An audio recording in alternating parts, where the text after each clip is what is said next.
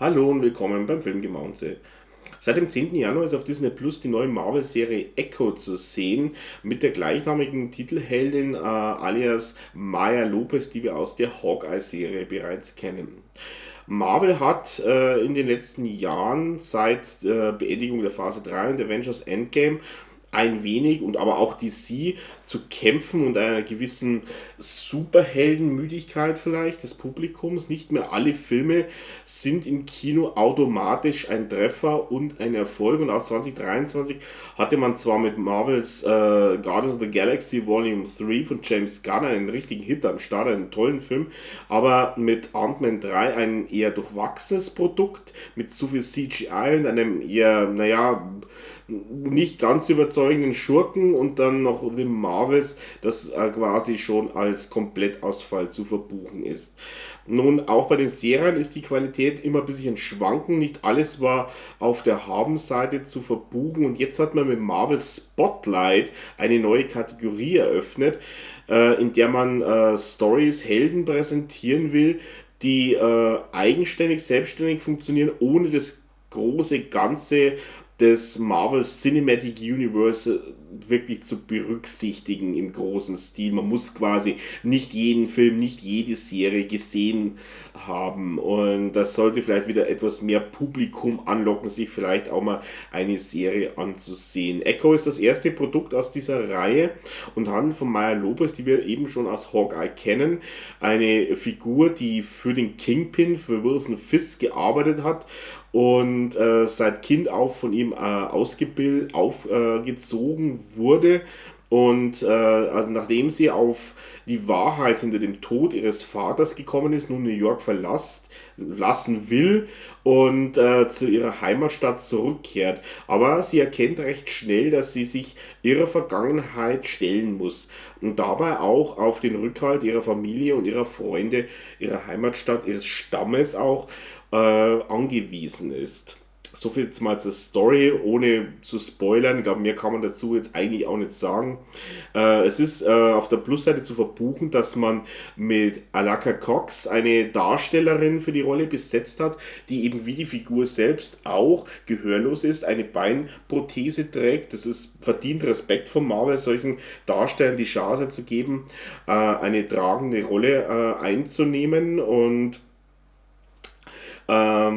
dazu natürlich noch die Prämisse, dass es hier um Native Americans im Background der Figur geht. Es gibt natürlich bei Marvel mehrere Figuren Native American Ursprungs, aber meines Erachtens hat man bis auf eine Figur, die mal irgendwo aufgetaucht ist, mir fällt jetzt der Name nicht mehr ein, auch die Serie. Es gab eine Serie, die aus dem X-Men Universe im Großen und Ganzen kam. Da gab es eine Figur mit diesem indigenen Ursprung auch, aber ich komme jetzt nicht drauf.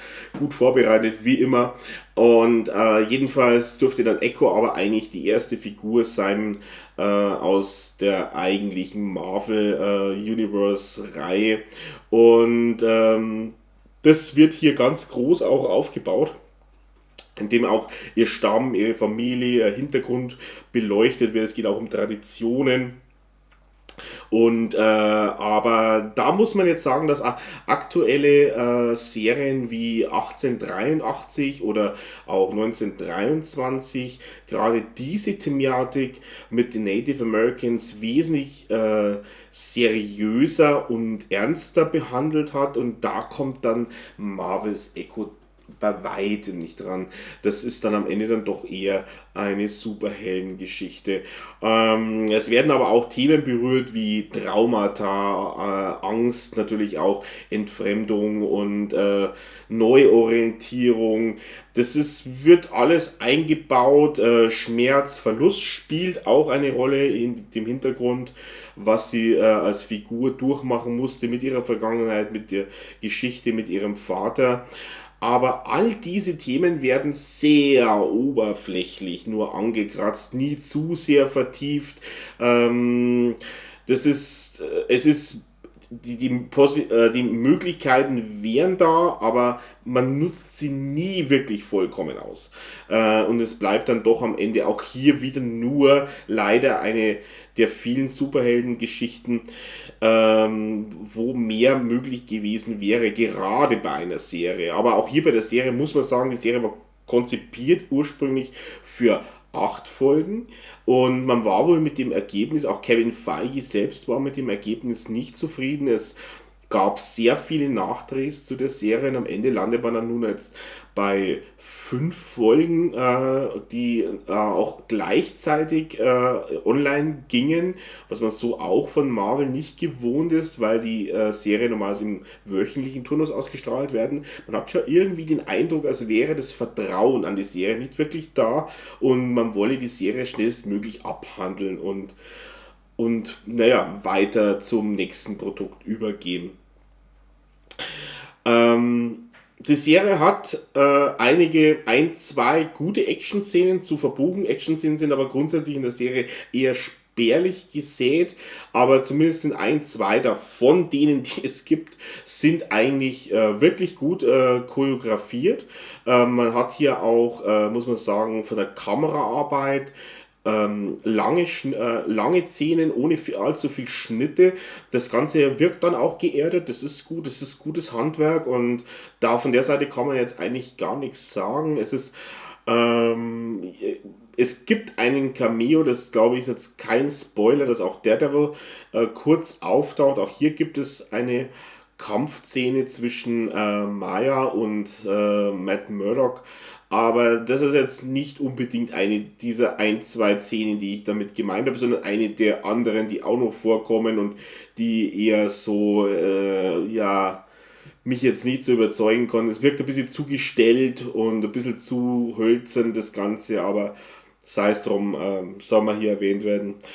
Ähm, Es gibt natürlich auch die Figur des Wilson Fisk, alias der Kingpin, die auch eine große Rolle, eine bedeutende Rolle in der Serie spielt, meines Erachtens aber zu spät in den Mittelpunkt gerückt wird und dann ist es eigentlich auch schon zu spät, um ihr irgendwie noch genügend Gewicht zu verleihen, auch auf ihren Hintergrund bezogen, auf den man auf die Vergangenheit der Figur ja auch wieder eingeht, aber sie wird am Anfang der Serie schon immer wieder gebracht, der Kingpin, aber so richtig kommt man eigentlich erst zum späteren Zeitpunkt in die Vollen und das ist ein bisschen, der Aufbau ist hier einfach ein bisschen schwierig und ein bisschen holprig inszeniert meines Erachtens. Auch dadurch, dass dann Probleme auftreten. Man versucht eben die Figur des Kingpin auch von der Seite zu zeigen, der Maya mehr oder weniger aufgezogen und ausgebildet hat. Vielleicht seine Art väterliche Seite von Fisk. Und es funktioniert einfach nicht. Das Timing stimmt nicht und wirkt dann irgendwie nicht mehr wirklich überzeugend, obwohl man sagen muss, dass Vincent D'Onofrio wirklich die Rolle absolut wieder richtig gut präsentiert. Er ist für die Rolle des Kingpin wirklich eine hervorragende Wahl, wie wir es auch aus den Netflix-Serien schon kennen. Von der Seite muss ich sagen, das ist ein Highlight der Serie. Man muss halt jetzt hier nur Licht und Schatten ein bisschen gegenüberstellen, was das überwiegt und aber so viel sei gesagt, der Kingpin ist definitiv jede Szene wert, ihn zu sehen. Das ist wirklich gut. Aber ja, die Musik der Serie besteht hauptsächlich aus Trommeln. Mag natürlich mit indigenen Völkern hier durchaus gut platziert sein. Aber auch der eigentliche Score, wenn er dann mal zum Einsatz kommt, ist eigentlich eher unauffällig. Das will ich jetzt nicht als negativ auslegen, aber die Trommeln sind manchmal ein bisschen zu viel fast. Also das ist in manchen Szenen wird es dann etwas übertrieben, aber okay, es passt zumindest. Irgendwie hat man sich wohl Gedanken gemacht. Es könnte schlimmer ausfallen. Aber im Großen und Ganzen das Problem bei Echo ist, dass die Serie viel zu zäh daherkommt, zu langatmig, zu lahm. Es ist schon wirklich schwierig, sich erstmal die ersten 3 Folgen von 5 anzusehen und sich danach zu fragen, was habe ich denn jetzt hier eigentlich wirklich an Input mitgenommen. Es passiert eigentlich dann am Ende zu wenig, obwohl das Ganze ja mit 5 Folgen gestaucht sein sollte. Und es tauchen dann auch Nebenfiguren auf. Eine der entscheidendsten wäre hier vielleicht noch die Großmutter Chula von Maya, gespielt von Tantu Cardinal, die durch ihr Alter, auch ihr bisschen ihr gealtertes Gesicht, vielleicht auch ein bisschen eine Präsenz ausstrahlt, die noch am ehesten punkten kann. Aber auch andere Figuren, dann ihr Cousin oder das sind Figuren, die tauchen auf und die haben dann auch einen Handlungsstrang kurz und sie haben Dialoge, aber am Ende denkt man sich, was habe ich jetzt eigentlich wirklich über die Figur erfahren? Für was steht sie eigentlich? Was ist ihre Motivation? Es bleibt alles immer nur oberflächlich, viel zu wenig und da hätte man definitiv gerade aus den Punkten von ihrem Background der Figur und im Hintergrund zu ihrer Vergangenheit, ihrer Familie wesentlich mehr machen können, denke ich. Ähm, Was auch nicht unbedingt ein, eine Stärke der Serie ist eigentlich, aber dann muss man jetzt gleich mal an den Punkt hinkommen und ich habe ein bisschen drum herum gewunden jetzt. Das ist aber dann Alec Cox als Maya, die irgendwie dann keine Präsenz, keinerlei Persönlichkeit hat. Sie spielt mit einer Mimik, mit einem einzigen Gesichtsausdruck durch die ganze Serie. Man hat das bereits gesehen bei Hawkeye, aber da war sie eine Nebenfigur. Da kann man darüber jetzt noch nicht viel schließen, aber jetzt in ihrer eigenen Serie ist das dann ein bisschen schwierig, weil die Figur auch sehr unnahbar wirkt. Sie wirkt sehr kühl, distanziert und man tut sich sehr schwer, hier eine Bindung zu der Figur herzustellen. Und auch wenn dann mal die Tränen des Kullern anfangen, dann immer noch der gleiche Gesichtsausdruck wie zuvor. Es macht es einem nicht leicht. Also das sei mal gesagt. Es ist auch, ähm, es wird dann später im weiteren Verlauf des Films mehr auch Gewicht gelegt auf den Hintergrund ihres Volkes, die Geschichte des Stammes. Da kommen wir dann auch in diese übernatürlichen Kräfteregionen der Figur mit Spiritismus und mit Geistern und ja, das wird dann teilweise sogar so richtig wie ein Schubkarren über einen drüber ausgeladen und das ist dann der Punkt, wo man sich dann denkt, okay, die Figur ist gehörlos, hat eine Beinprothese, war Auftragskillerin seit ihrer Kindheit ausgebildet vom Kingpin, hat quasi ihren Vater verloren. Ja, reicht das denn als Background nicht? Ja, in den Comics hat sie diese Kräfte auch. Das ist schon richtig. Aber ich denke, man hätte mal das Ganze etwas dezenter umgesetzt.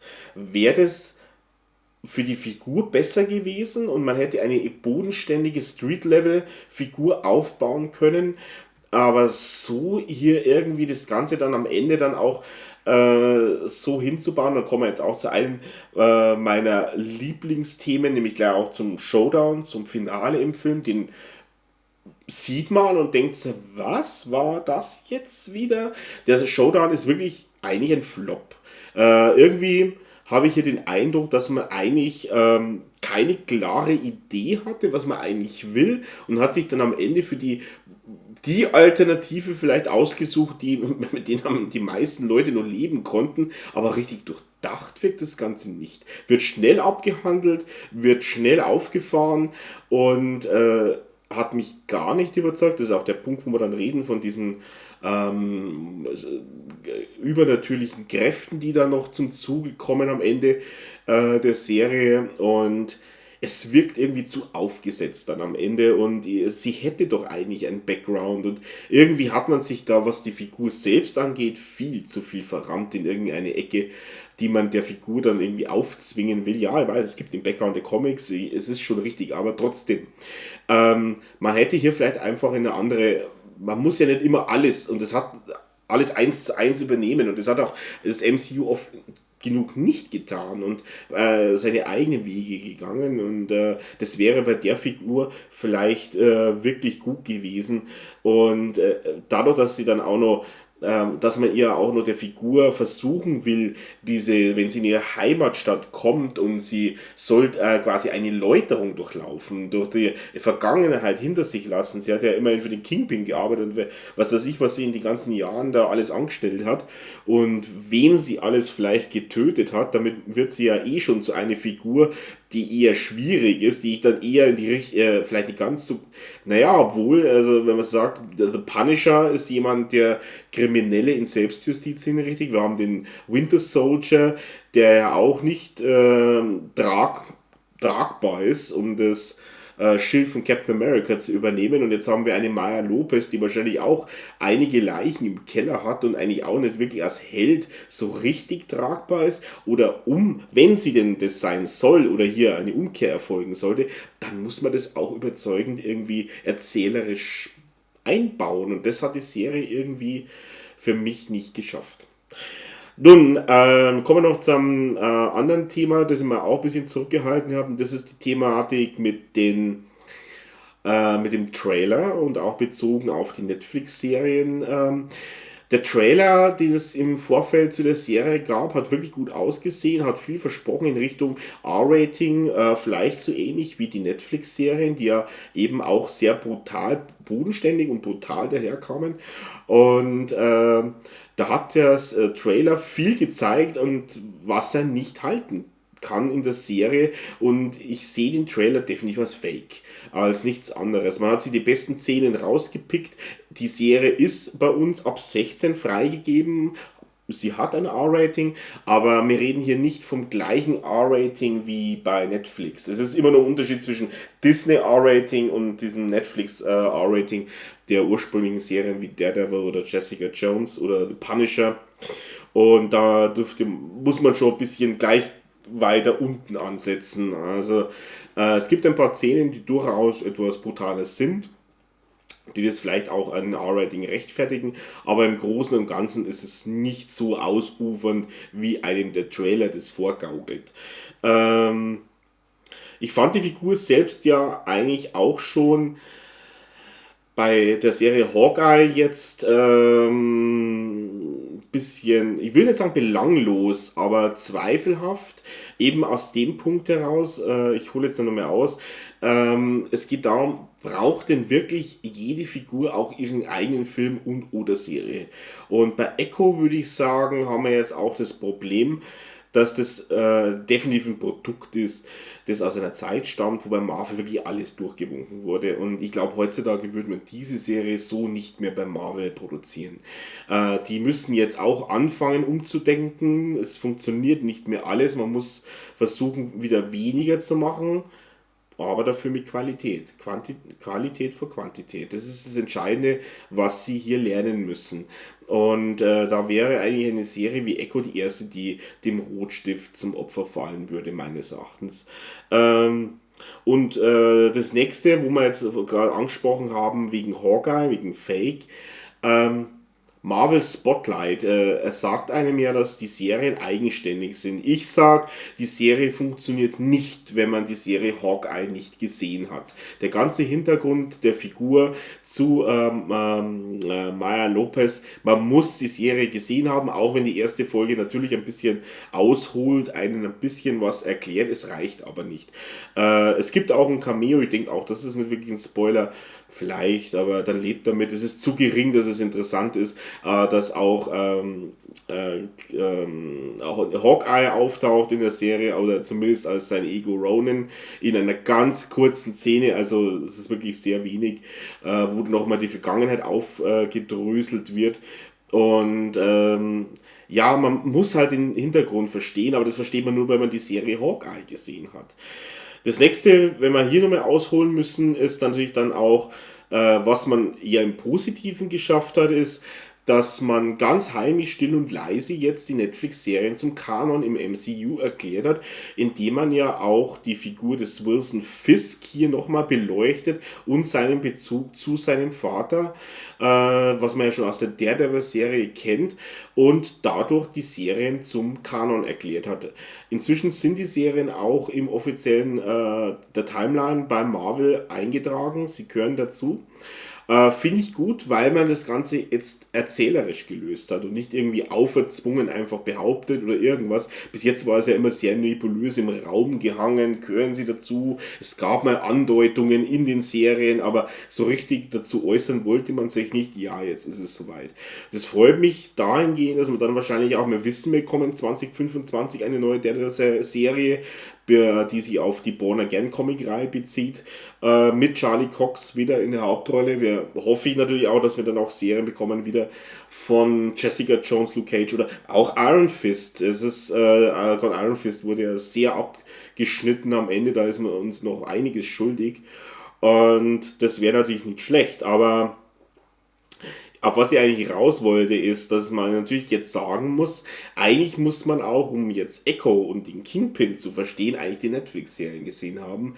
Denn der Kingpin, Wilson Fisk, den wir jetzt hier sehen in der Serie, ist nicht der Kingpin, den wir aus den Netflix-Serien kennen. Es ist eine doch zahmere Version und die wirkliche Brutalität, die Gewalttätigkeit und diese Bedrohung, die diese Figur wirklich innehat und auch ausstrahlt, die erkenne ich hier nicht. Und die erkennt man aber, wenn man die Netflix-Serien sieht.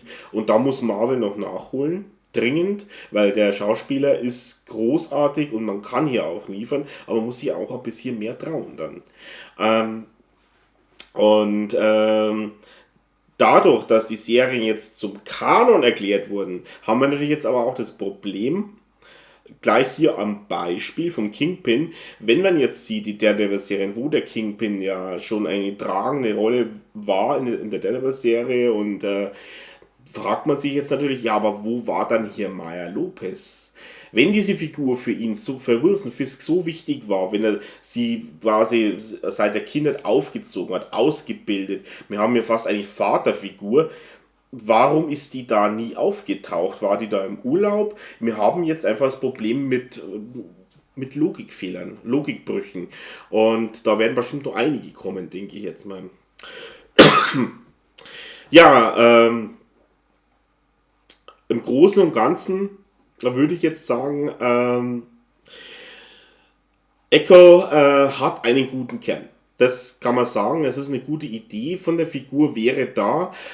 Die Figur wäre interessant. Wir haben den Background mit den Native Americans. Aber es ist das Problem, dass zumindest für mich die Figur auch mit der Darstellerin nicht funktioniert. Mich hat die Figur nicht berührt, es ist mir eigentlich auch relativ egal gewesen und ich konnte ihre Motivation zwar von der Logik her folgen, aber nicht wirklich mitfiebern. Es ist eher so ein daneben herlaufen und zusehen, was sie macht. Die Erzählung und der Aufbau der Serie ist äußerst mangelhaft und in der Ausführung und man merkt einfach, das Produkt ist irgendwie unausgegoren. Und wenn ich es jetzt so sehe, im Ganzen, im Groben und Ganzen, ich kann der Serie an der Stelle dann auch nicht mehr geben als 4 von 10 Punkten. Das ist das allerhöchste der Gefühle hier. Und ich kann auch keine wirkliche Empfehlung für die Serie aussprechen. Ich würde sagen, wenn man unbedingt, es gibt noch eine Szene am Ende der Serie, am Ende der 5. Folge, die einen gewissen Ausblick auf die Zukunft wirft. Wenn man das wissen will für das MCU, für das größere Ganze, dann geht auf YouTube, sucht euch die Endcredit-Scene aus der 5. Folge raus. Das dauert vielleicht 60 Sekunden, dann wisst ihr das. Und dafür müsst ihr euch aber nicht 5 Folgen durchquälen. Durch eine Serie, die viel zu zäh, zu langatmig, mit einer Hauptdarstellerin, die mit ihrer Figur entweder überfordert war oder schlecht geschrieben ist. Auch der Kingpin allein, der viel zu spät eigentlich im Mittelpunkt gerückt wird, reißt es hier leider nicht raus. Schade eigentlich, ja, und wenn ich jetzt dann noch einen Ausblick werfen dürfte auf die Zukunft, auf 2024 sagen wir mal, dann würde ich sagen, Marvel ist ja eher auf Pausenfunktion fast. Ich blende jetzt mal die Sony-Filme, die uns dieses Jahr erwarten, aus. Da erwarte ich nämlich eben gar nichts. Aber von Marvel dürfte ja heuer nur Deadpool 3 im Kino anlaufen. Mit Hugh Jackman wieder als Wolverine. Hier erwarte ich wenn alles gut geht, wenn die Weichen richtig gestellt sind, einen großartigen Film in der Hoffnung, dass das R-Rating auch passt für diesen Film. Also hier ein wenig Hoffnung und im Serienformat bekommen wir nur noch den Spin-off zu WandaVision, nämlich Agatha Harkness oder genau gesagt heißt die Serie Agatha Darkhold Diaries. Ja, es geht wohl wieder um das Darkhold. Das hat man ja inzwischen sehr oft verbraten. Mal schauen, was sie draus machen. Aber auch hier wieder, Agatha Harkness ist eine wirklich interessante Figur in WandaVision, auch wirklich hervorragend gespielt gewesen. Aber braucht jede Serie, jede Figur von Marvel eine eigene Serie oder einen eigenen Film? Ich würde mal sagen, mit der Frage, die lasse ich jetzt mal so im Raum stehen und das wäre dann auch das Ende von dieser wahrscheinlich viel zu lang geratenen Review. Und ich wünsche euch jetzt eine gute Zeit und schaut euch doch mal wieder eine gute Serie an. Bis dann. Ciao.